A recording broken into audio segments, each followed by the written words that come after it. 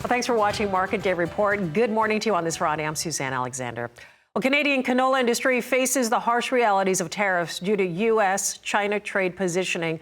Host of Real Ag Radio, Shaun Haney, joins us now with the latest. Shaun, you and I have spoken about this. Canada, trying to work with the United States, gets involved in a tariff by China. Now Canada getting hit with their canola meal and oil. Talk about this and where the situation currently sits. Yeah, so it's great to be with you here this morning. So what has happened in 2024? The U.S. is very concerned about Chinese EVs coming into the market. Very subsidized, underpriced. Really coming in and almost in a sort of an anti-dumping sort of way. Canada put, as of the U.S. request, put a 100% tariff on Chinese EVs coming into Canada as well, sort of creating this, I guess, Canadian-U.S. sort of perimeter on Chinese EVs. We're hearing about Mexico potentially doing the same very soon. And China's retaliated. So last Friday night, they put a 100% tariff on Canadian pork, canola meal, canola oil, as well as field peas. And it's really put the Canadian canola market in a real point of sort of a massive uncertainty, especially as farmers are getting a little bit closer to putting some seed in the ground. Should they be planting less canola in 2025?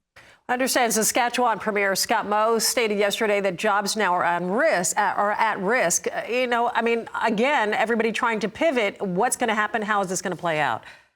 Yeah, so I think, Premier Moe gave a very impassioned call yesterday for Canada to drop those tariffs on Chinese EVs. Of course, this is not a binary situation.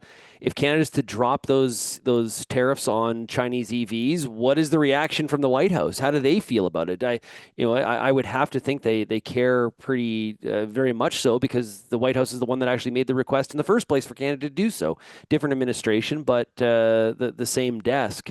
What Premier Moe's talking about is, what happens with the domestic crushers of canola in provinces like Saskatchewan, where the majority of the crushing is. There's challenges right now on canola getting into the U.S. market with threats of tariffs. There's a lot of Canadian canola that has been used in the U.S. for things like biofuels. And that seems to be really in question going forward. The other market for canola is China, and now that's under threat.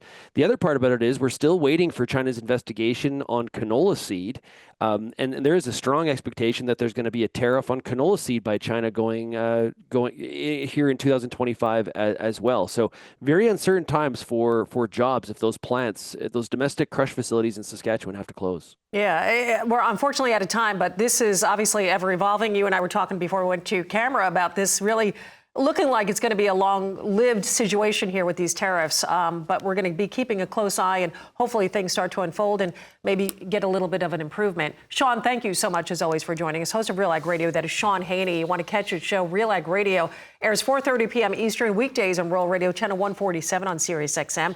Always enjoy having his team join us here on Market Day Report. Real Ag Radio update brought to you by Economics. You can go to nutrient-economics.com for the latest crop nutrition research and information.